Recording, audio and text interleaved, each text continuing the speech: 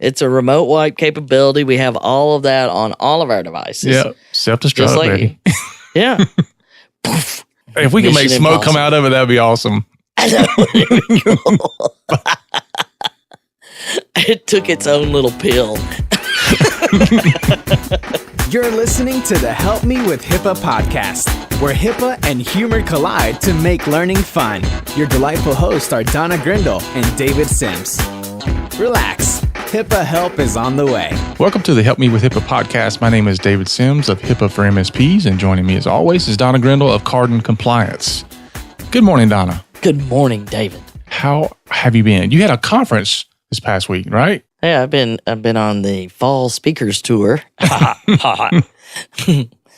So back-to-back Fridays when we normally record, I was speaking at different conferences. So it was fun because, I try to do my best to maintain the comedy level even then. It's kind of hard without me there, right?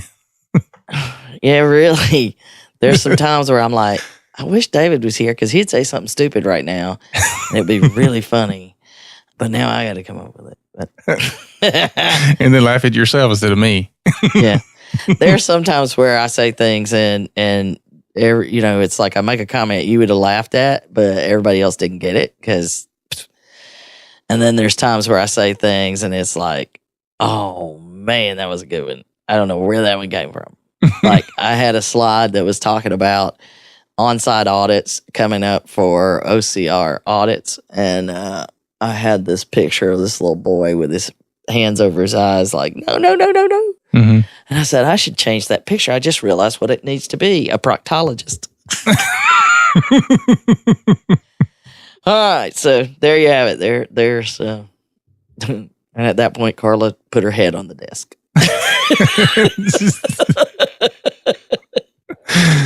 Oh, that's funny. So, all right. So my next question is, did you get the memo? I got the memo. That's what we're going to talk about, the memo. The memo. So beginning this month, OCR, through the continuing hard work of its regional offices, and I'm reading the memo here, has begun an initiative to more widely investigate the root causes of breaches affecting fewer than 500 individuals. That's not good. Regional offices will still retain discretion to prioritize which smaller breaches to investigate, but each office will increase its efforts to identify and obtain corrective action to address entity and systemic noncompliance related to these breaches. Now, among the factors that the regional offices will consider will include the size of the breach, the theft of or improper disposal of unencrypted PHI, breaches that involve unwanted intrusions to IT systems, for example, hacking, the amount, nature, and sensitivity of the PHI involved, or instances where numerous breach reports from a particular covered entity or business associate raises similar issues. And then the last kind of kicker here is regions may also consider the lack of a breach report affecting fewer than 500 individuals when comparing a specific covered entity or business associate to like situated covered entities and business associates. Now, I'll let you expand on that a bit. Yeah, that last bit is the part. Okay, so they've been under a lot of pressure. The OIG reports, and I mean, there's just been one report after another that, hey, this investigating only over 500 is really not working because you've got all these people that just keep reporting under 500s. Lots of 499s out there. No, we didn't have a breach of 1,500. We had 3 of 499 and 1 of 3. So at any rate, they've been under a lot of pressure. And we've talked about this before in the episode where we talked about we know it's going to be increasing and here's why. But the fact that they threw in that last little bit about lack of breach reports, because we talk about it all the time. It's not if, it's when. Yeah. And it's not, there's the people who don't. There's not anybody who hasn't had one. It's people who haven't accepted the fact that they have one or they don't know that they have one. Mm-hmm. But, you're going to have little ones all the time. Right. But is it, one a year? Is it one a month? Or in some cases, one a week? But it matters. So just because you're not reporting any could be a reason to investigate you. I feel like I should report them. Everybody's gonna start reporting all the time now. I know you can't win at this point unless you're doing your work. And by and large, all of the investigations work without these big settlements. While we see 10 big settlements this year and $20 million, which they've far exceeded the amount of the last 2 years combined. So one more, and they'll have the same number of settlements in the last 2 years combined, and they're well past the amount of money in the last 2 years combined. So, actually, I think they're past the amount of money of the last 3 years combined. So they're doubling down, and we said that. We knew it was coming. We can feel good about that. But by and large, most of the investigations don't result in those things. There are tons of closed investigations that don't result in fines. And in fact, there's a lot of problems occurring because of that now. Because you'll call and ask about a breach that occurred, and they'll tell you, well, that's closed. We found no reason to fine them, and people are starting to pay attention to that. There's a big controversy about one with Walgreens that got closed, and they didn't fine them. So this is saying we've been nice long enough. Well, I guess the conventional wisdom has always been that, if you fly under the radar, you keep it quiet, you don't report anything. You're not necessarily saying that people would not do that, but you don't report anything, you don't put yourself on the radar. But now they're saying is if you don't report anything at all, that's probably going to put you on the radar because it's not likely you're not going to have any incidents at all. Yeah. Well, and what they're saying is, we know you're going to have them. Just be honest about it.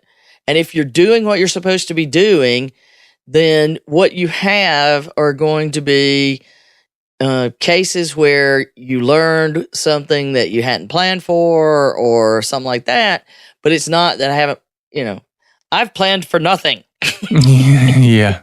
And we've always made it a point, especially when we talk to people that talk about overwhelm, because that's usually the first adjective we hear. Mm-hmm. Overwhelm. And we tell people just, we talked about the whole eating an elephant and just do a little bit at a time. But the main thing is that you're doing something. And if you can show that you're doing something and you're working toward getting it done or working toward having a better culture of compliance within your organization, then you're going to be a whole lot better off than people that are just going, I can't do any of it because it's too much. Yeah. Well, and we know that you're overwhelmed. The whole reason that I do what I do and focus on small business, small practices in that world is if I know that hospitals who have entire staffs devoted to compliance have trouble getting this stuff done. Mm-hmm. If you have 0 people devoted to it, you're overwhelmed by it. And there, if this is not what you know. Right. It's not, you don't know. You don't know what you don't know until you know it. And then. Okay, you lost me. You have to flow chart that and email it. We're going to have to do that. But one of the things that they brought up in the memo is that they had done resolutions for less than 500, and the findings in those investigations they'd done resolutions that came from investigations of breaches of less than 500. And some of those resolutions we've talked about on various episodes, but really the most recent one, I think, is what really brought it into play is the Catholic Health one, which we talked about recently. And it was noticeable for 2 reasons. One is the first one this year under 500. Mm-hmm. In patients involved. There were like 412 on the iPhone, but also it was the first business associate that they had a settlement with. So we talked about that a good bit, that $650,000 was them being kind because they knew that they provided a very needed service in an underserved area. Mm-hmm. But they also brought up 4 others that we really haven't talked a ton about. And the information in those agreements reflect the exact same thing from a violation standpoint that the larger ones do. And I think that is a big driving factor, is the things that are problems. It doesn't matter whether it's more than 500 or less than 500, the problems have been the same. Mm-hmm. And so they talked about triple S management, and that was the one in Puerto Rico. And they were one of the ones where they did the breach notifications, multiple ones that were under 500, and somebody went, we're going to need to look at that. And that's $3.5 million. That was a huge one. Wow. But the other one, the other ones that they brought up, I found them quite interesting.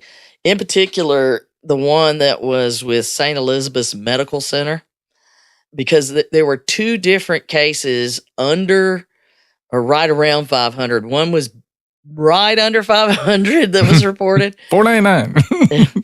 $498, and one that was $595. But what I found really interesting in this one, and we've kind of touched on it before, but we've never really talked about it.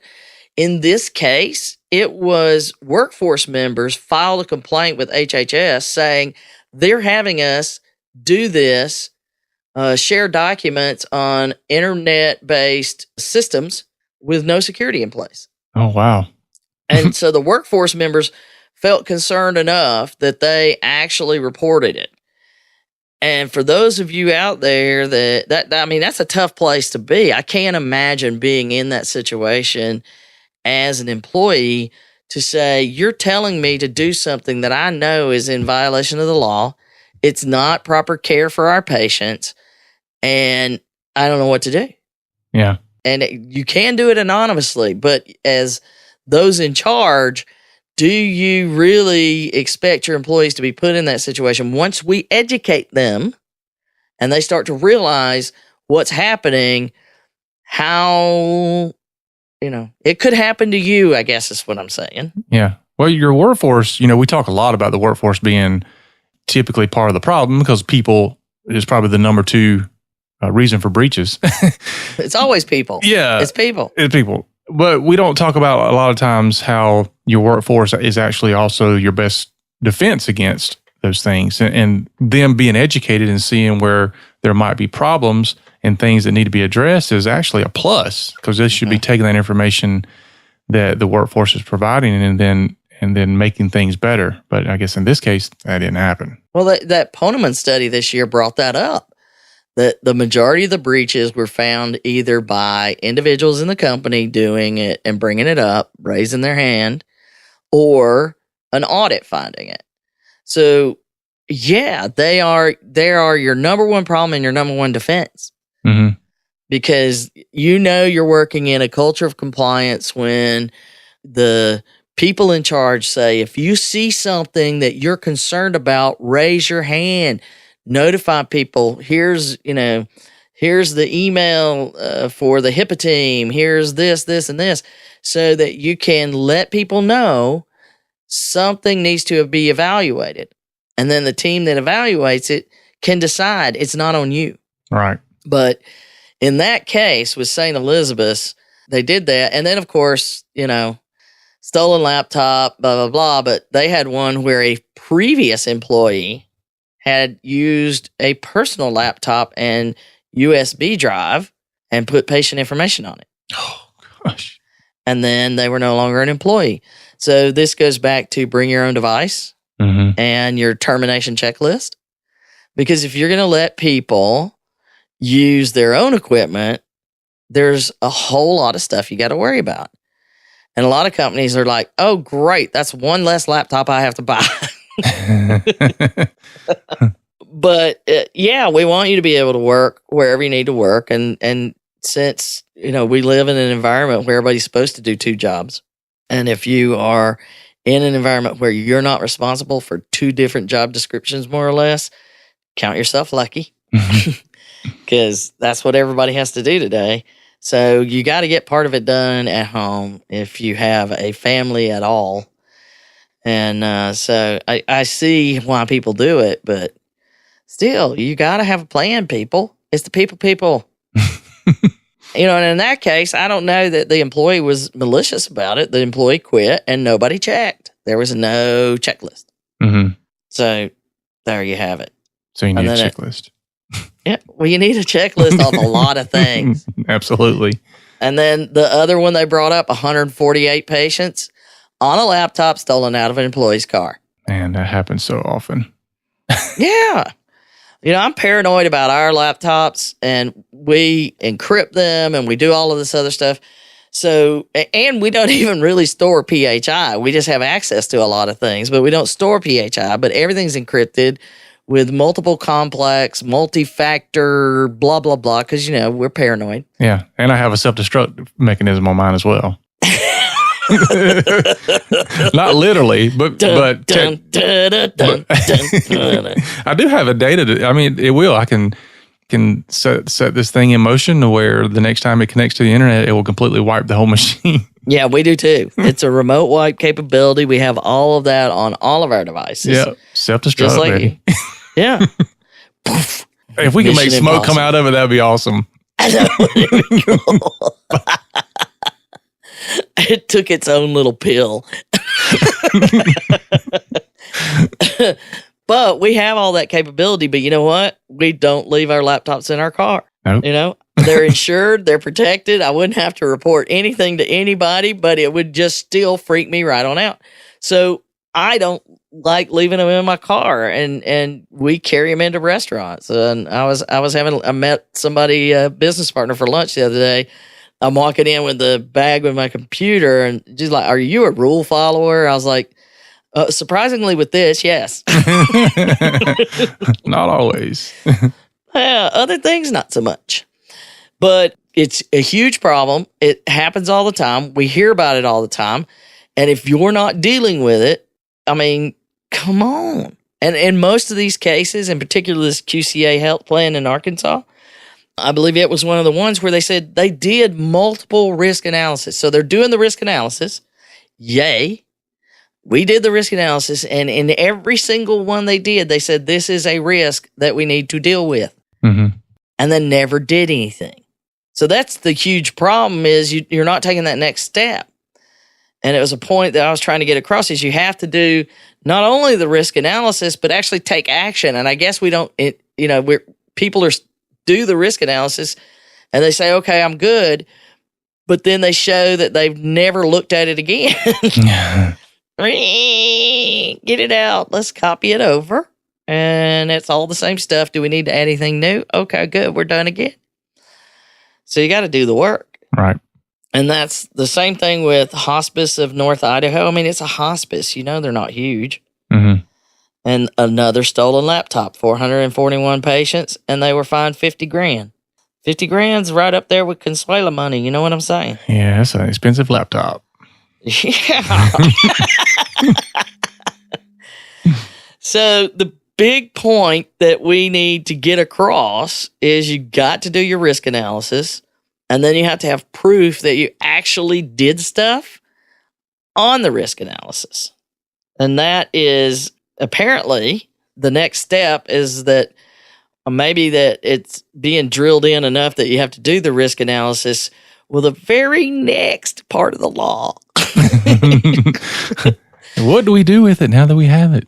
Yeah. Well, it says, and so in the audits and in all the investigations, they say, let me see all the risk analysis documentation from the last 6 years. So every risk analysis that you've performed in the last 6 years, I want to see it.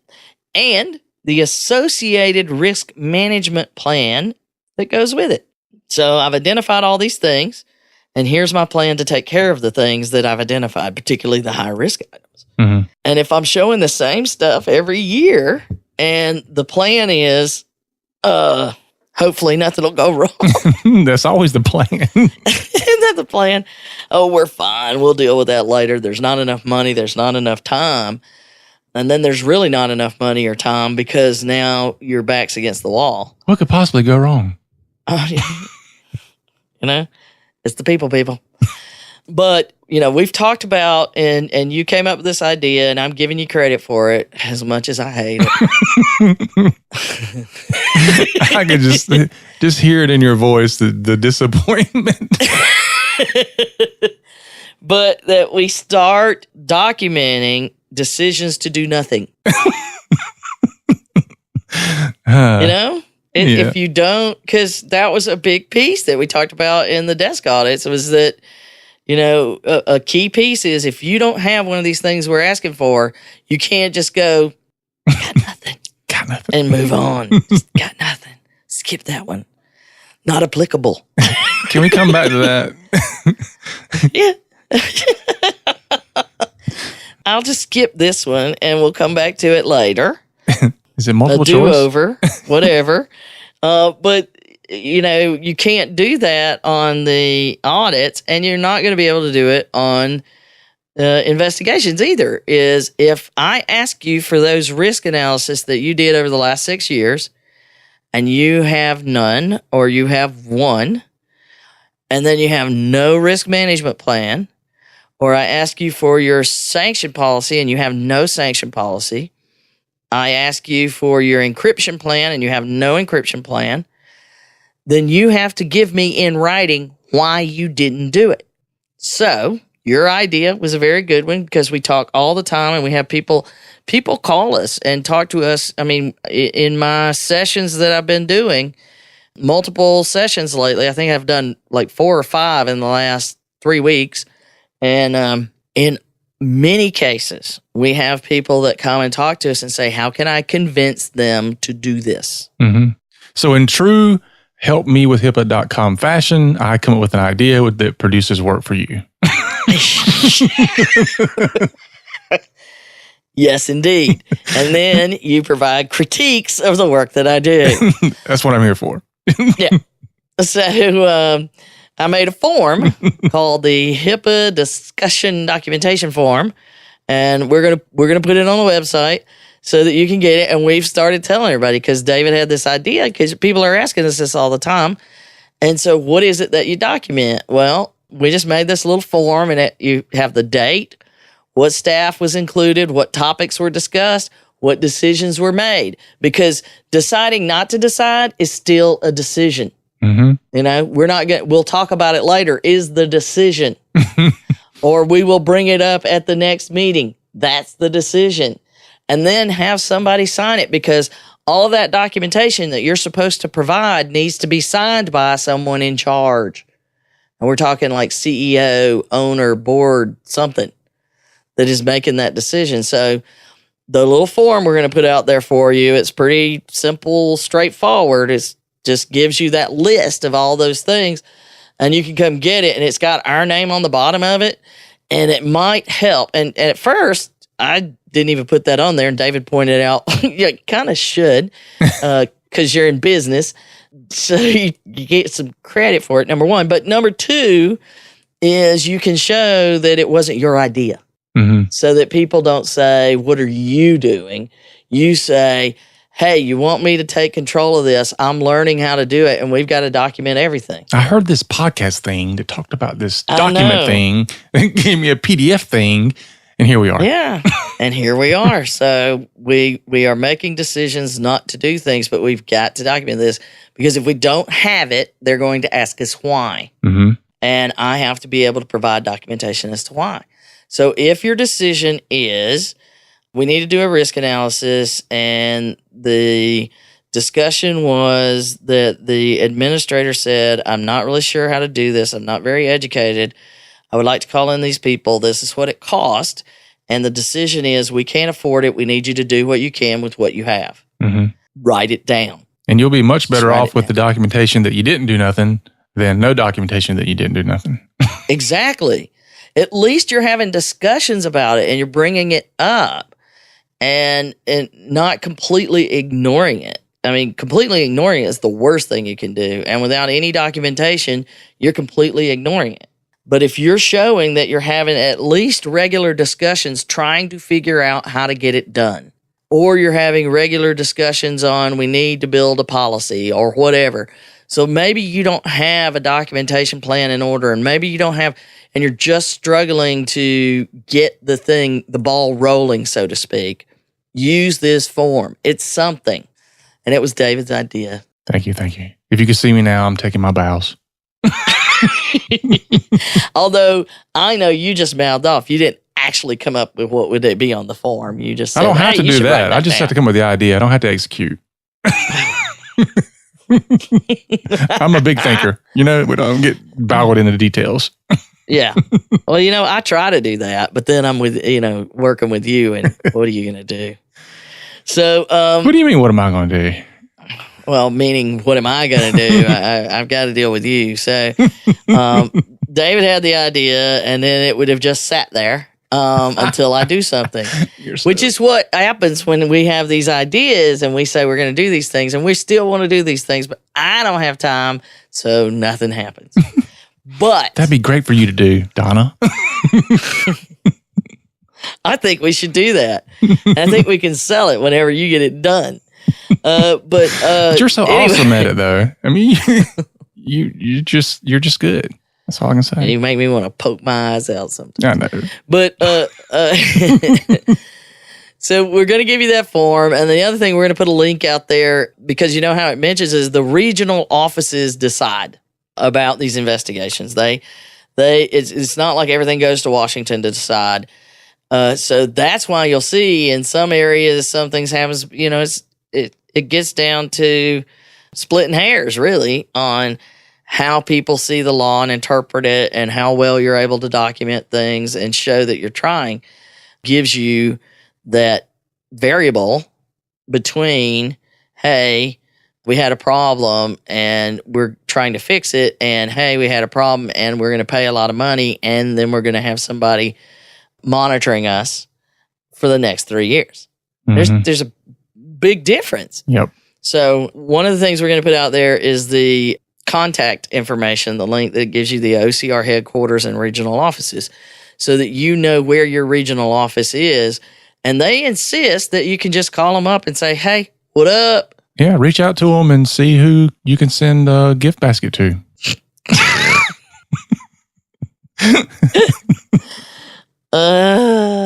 Harry and David, here it comes. No, it'll be, what is that? The edible arrangements? Yeah. That's the big thing in now. Gourmet meals, we'll pass it all to you. Blue Apron, we'll send everything. Everything. Just stay away from me. Here. It's not a bribe. I want you to know who I am in a good way. Yes. We don't use our own email servers. It's good. See there? See, it's all good. So, but it'll at least let you be aware of all of the different regions and who covers what areas. And, one of the things that I found very interesting, and, it's just stuff that when you're looking at stuff, you're like, wait, what? Huh? The Eastern region is Eastern and Caribbean. It's New Jersey, New York. Okay, I got that. Puerto Rico and the Virgin Islands. Somebody got some pull to get that. That's what I'm talking about. I'd be doing all my investigations in Puerto Rico and the Virgin Islands in January and February. So, but there are multiple offices, and all of the different regions are covered, and you sometimes forget. But of course, Atlanta's the Southeast, because that's how we roll. And the Midwest is in Chicago, as you would expect. And there's also Kansas City. They have two ones because, the Midwest is that vast area. And they do some stuff in, Denver and Dallas. And so you've got all these different sites. San Francisco covers everything on the West Coast, including Hawaii. There you go again. And hey, Dustin in Hawaii, we're another shout out. I'm proud of you, man. Keep pushing, because I want to come to Hawaii. So get to that list and know where your offices are. And you can even call them up and say, hey, I need to know, I have a question about blah, blah, blah in HIPAA. And they're supposed to answer it for you. A friend of mine wants to know. Not me, but a friend of mine wants to know. It's not me. I have a hypothetical. But at least you'll know where they are. And that, by the way, should be in your incident response plan. You should know that anyway. So where they are. Mm-hmm. So if you need to call in like local help, that's how you reach them. Maybe you should document that too. Oh, yeah. There's another form to do, Donna. Jeez. Well, we already have that. It's called a breach response plan. And we do tend to encourage people to use that and develop one of their own. So with any luck, that will continue. But for us, though, the big point that we want to get across is you need to have this stuff in advance. So build that documentation, do your risk analysis. Please prove that you actually read it. And I know the number of times that I've gone in and they give me, yes, we have one. And I open it up and it's got this list of all these things. Well, did you do this? Because it says you were going to do that in May 2013. It does? Really? Does anybody know what that is? Okay. This is why we have all the follow-up services, because we found that people just would put those reports away. And so that follow-up service is a big part of what we do. Yep. Because everybody's busy doing business. Yeah. It's not your thing, and I understand. However, it's not your thing. You should understand. So I hope that our little chat here breaks the news that they are going to start further investigating. And it also reminds you that we've said, look, this was a voluntary program from 2005 to 2009. It was a voluntary program. And we see no one did anything. Mm-hmm. The majority of people, if they did something, it was just a minimal amount so that they could say they were doing it. And that's what happens with a voluntary program. So anybody that's like, I can't afford this, you've had time to ramp it up. And it's not, as we say every episode, it's not about compliance. It's about patient care. And I still have, even Friday at one of the conference things that I was speaking at, and after I spoke, somebody came out and said, well, why do they really want this stuff? Well, they really want it because there are so many things that people can do with this. There's blackmail. There's not just identity theft, but entire person theft. I can become someone else. I can get their medical identity theft. I can open many things in it. I can use it to, and this is one, the hacktivist really can use it, because they decide that your grandfather is doing something they don't like and your records get in with that. They will use it to get to your grandfather. Mm-hmm. That's one of the things we say. If I have all of the individual that's my target, if I have all of their children and grandchildren's names and date of birth, I'm going to figure out a password. Yeah. That and their hobby, their favorite hobby, whatever that is, you can figure out a password. And I said that in one of those meetings, and everybody looked at each other and went, yeah, you're probably right. Not mine. No, not mine. I use my LastPass. Really weird. Well, yeah, I use LastPass, but even the ones to get in to LastPass and all of my other stuff, they're complex. And LastPass is even also two-factor or now it's 2SV. 2FA was too easy to say. Now they're changed it to 2VS, two-factor. I don't know. I got to look it up. We'll talk about that separately. We're obviously not ready to discuss that topic. I think I'm done. The coffee's worn off. All right. That's our show for today, folks. But anyway, we just wanted to make sure you got the memo. So yeah. Now we know. Did you get the memo? Now we know every listener got the memo. So that's our podcast for today. Hope that you got something out of it, and you will run over to iTunes and review us, give us a 5-star review, tell us what you think about it, because that's what we work for. You can also share us out on your favorite social media platform and invite other people to come and listen. You can visit us on the web at helpmewithhippa.com. You can also ask a question right there on our homepage, and we might feature it on a future episode. So anything else, Donna? I got nothing. Got nothing. Just come download that form. I worked hard on that. Anyway, remember, HIPAA is not about compliance. It's about patient care. You've been listening to the Help Me with HIPAA podcast, hosted by Donna Grindle and David Sims. The show created to help you with HIPAA. For more information or to ask us a question, visit our website at helpmewithhipaa.com. Neither Donna Grindle or David Sims are attorneys, and they do not offer binding legal advice concerning regulatory compliance. The information in this podcast should not be relied upon or construed as legal advice in any way. Consult your attorney for legal advice concerning compliance with HIPAA regulations.